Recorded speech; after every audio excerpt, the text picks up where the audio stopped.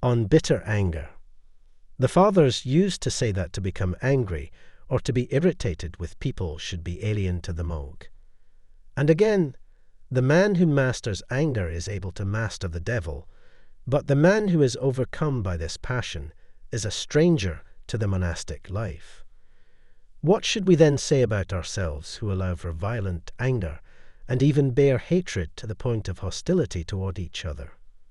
What else can we do but lament our pathetic and inhuman form? May we control ourselves, brothers, and with the help of God, come to each other's aid so that we might be saved from the hardness of this harmful passion. There are times when, with seeming sincerity, a man asks for forgiveness from his brother after some disagreement, between them or on account of some fight, and yet after the reconciliation he still continues to be disturbed and has bad thoughts about this brother. He should not dwell on such thoughts but remove them immediately, because this is recalling evil. It needs great self-control, not to extend such thoughts and fall into danger.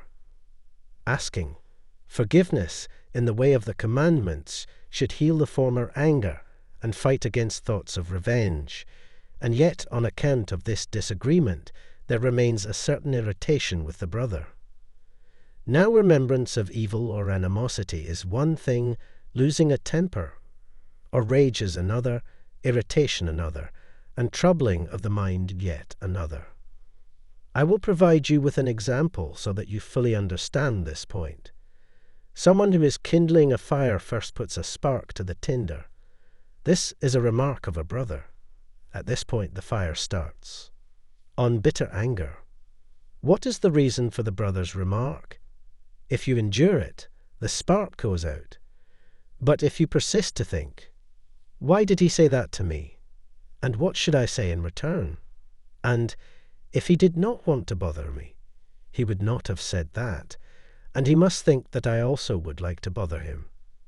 So you add a small quantity of wood to the flame, or some small amount of fuel, and you make some smoke, which is the troubling of the mind. This troubling floods the mind with thoughts and feelings which provoke the heart and encourage it to attack. And this brazenness encourages us to vengeance on the one who has irritated us, and this becomes the rashness which the street Mark speaks of. The heart is moved to recklessness when one's thoughts are purposed toward malice, but malice is taken away by prayer and hope which brings peace to the heart. If then you return a sharp rebuke from your brother, the small flame is quenched, as I said, before it brings about any further trouble. Even if you are disturbed, and you want to be quickly rid of it yourself, because it is still small, you can do so by staying quiet with a prayer on your lips, and by one good warm-hearted deed of humility. But if you dwell on the issue and kindle your heart and torture yourself with thoughts about why he said this to me, and what I should say to him, you are blowing on the embers and heaping on fuel, and bringing about smoke. From this inflow of thoughts and confused emotions, the heart is kindled into a fire, and you are stuck with that passion. Street. Basil calls this passion a boiling up of the blood surrounding your heart. This makes you what is known as irritable. But even this disturbance can, if you desire it, be extinguished before it becomes wrath. If you permit yourself to continue to be troubled, you will start to give free rein to it with the others, and you will be like someone heaping logs on a blazing flame and fanning the flames and so making more flames. In this way, you become a wrathful person. This is precisely what Abbot Zosimos was talking about when he was asked to expound on the saying, "Where there is no hot temper, quarrelling dies out." If at the start of an argument, he said, when there is first smoke and a few sparks, he stops it by blaming himself and humiliating himself before he is pulled into the fight and gets into a bad mood, he will do well. But if rather than staying peaceful, he fights, and becoming rash, he behaves like a man who is piling wood on a fire which is getting hotter and hotter, until it becomes a great blaze. For in the same way that burning logs are reduced to embers, and they become covered with ash, but do not go out for a long time, even if water is cast on them, so also a temper that abides for a long time becomes malice. And for the rest, unless one sweats blood, he will never be at liberty from it. See, he demonstrates to us the difference. Keep this in mind. Here you have heard what the first irritation was, what temper is, what becoming wrathful is, and what animosity is. See how from one utterance a terrible evil is attained. If from the start you blame yourself when are you rebuked, without attempting to justify yourself or talking back, and so repaying evil for evil, you will be saved from all these problems. This is why I always tell you, when a passion comes about, when it is small and weak, cut it off, for fear it becomes stiff and cause you much trouble. It is one thing to pull out a small weed, and quite another to uproot a massive tree. I find it odd that we do not give heed to what we sing the psalms each day, but we curse ourselves, and we do not perceive it. Should we not know what we are saying when we sing psalms? If I paid back evil for evil, may I fall down helpless before my foes. What does let me fall down mean? While a man is on his feet, he has the strength to stand up against his foes. He strikes and is struck. He overcomes. And he is overcome, but he is still on his feet. But if he should lose his footing and fall down, if he lying on the earth, how can he continue to fight with his foe? We pray eagerly, not just to fall in front of our foes, but to fall down defenseless. Let us speak concerning what it means for one to fall down defenseless in front of his foes. The falling means to have no strength to get up. The defenseless part means not to have any strength left in us by which we might get up again. Because a man who gets up may once again care for himself, and when he does he enters again into the struggle. Then we say, may the foe pursue my soul and catch me. Not just pursued, but to catch as well, so that we might be in submission to him in all things, and we are beaten in everything we do.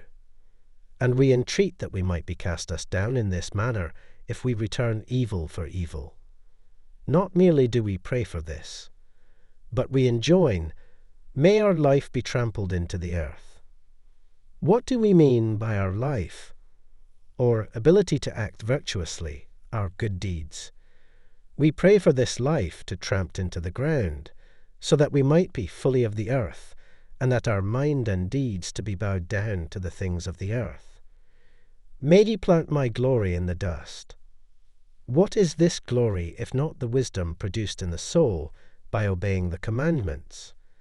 So we all say this, that the foe make our glory, as the apostle says, into our disgrace, so that we might put it in the dust, and make our life and our glory all of the world, and that we might have no thoughts of God, but only of carnal pleasures and comfort, like those who God spoke of, saying, my spirit will not endure with those men, because they are carnal. See, when we recite all this in the Psalms, this is how we curse ourselves if we return evil for evil, to the degree that we really do such a thing, and give no heed and show, no discrimination. There is a way to give back evil for evil, not just in deed, but also in words and in our disposition, because there are moments when someone, by his disposition or actions or looks, troubles his brother, and does so on purpose, and this is to return evil for evil. Another may not give back evil for evil, deed for deed, or attitude for attitude, but when he is hurt in his heart, he carries the resentment against his brother. Another may have no complaint about his brother, but if he hears that someone has bothered him, or if at some point someone complains about him or berates him, he is happy to hear it. Then it is clear that he also is returning evil for evil in his heart. Another may not hold to evil, and may not be happy when someone who has bothered him is cursed, and may instead himself be bothered if he has caused trouble, and yet he is not happy when something good occurs with his brother, and if he sees him glorified or at peace he is unhappy. Even this is a type of animosity, although less grievous. Lastly, there is someone who wants to rejoice when his brother is at peace, and does all he can to help him, and arranges everything to advance his progress and peace. At the start of this conference, we were discussing the man who apologizes to someone else, but holds some animosity toward his brother, and we were saying that by his apology the animosity was healed, but he had not, as of yet, overcome anger in general. Another man, if someone should by chance bother him, and then apologize, and they then be reconciled, he is then at peace with that person.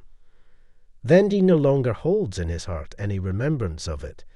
But if it happens that the same brother, a few days later, says something to another, he starts to recall the initial insult, and starts to be hurt not just about the second, but also about the first. This one is like someone who has an injury and applies a bandage. After a time, by means of the bandage, the cut heals and forms a scar, but it is still a tender spot, and if someone casts a stone at him, this spot is more easily damaged compared to the rest of the body, and it starts to bleed. This is what happened to him. He had a cut, and he applied a bandage, which is an apology and reconciliation. The injury is quickly healed like in the example, that is, the anger is healed. He starts to control his resentment by being eager not to hold on to the remembrance of evil in his heart, and this is the scar of the wound that is healed. But he was not completely cured. He still had some animosity. This is the scar which has skin that can readily be removed, and the entire wound opened up again by a slight strike. He has to put forward great labor so that the scab is fully healed, and the hairs grow again, and no blemish is left, so that the spot where the wound was will not be easily seen. How then can this be corrected? By prayer straight from the heart for the one who had troubled him. An example would be, O God, help my brother, and help me by his prayers. In this he is interceding for his brother. This is a true mark of compassion and love, and he is humbling himself by entreating for help through his brother's prayers. Where there is compassion and love, and a humble nature, how can anger and the other passions develop? As Abbot Zosimo states, even if the devil and all his wicked spirits employ all their wily schemes to further evil, all his work would be in vain and be brought to naught through by that humility which Christ commanded us. Another of the elders used to say, the one who prays for his foes is man without animosity. Labor at this and know clearly what you hear, because unless you work you will not absorb it, through word alone. Because what man who is earnest to learn a skill can master it through verbal instructions alone? No, always he has to start by doing, and doing it incorrectly, doing and undoing, until, bit by bit working patiently and persevering, he learns the craft. While God looks upon his work and his humble nature, and works with him. And do we want to master the craft of all crafts by word, only, without any practical experience of the labor? How is that possible? May we guard ourselves and labor with enthusiasm while we have time. May God grant us to remember and preserve what we have heard, for fear it give us a weighty sentence on Judgment Day.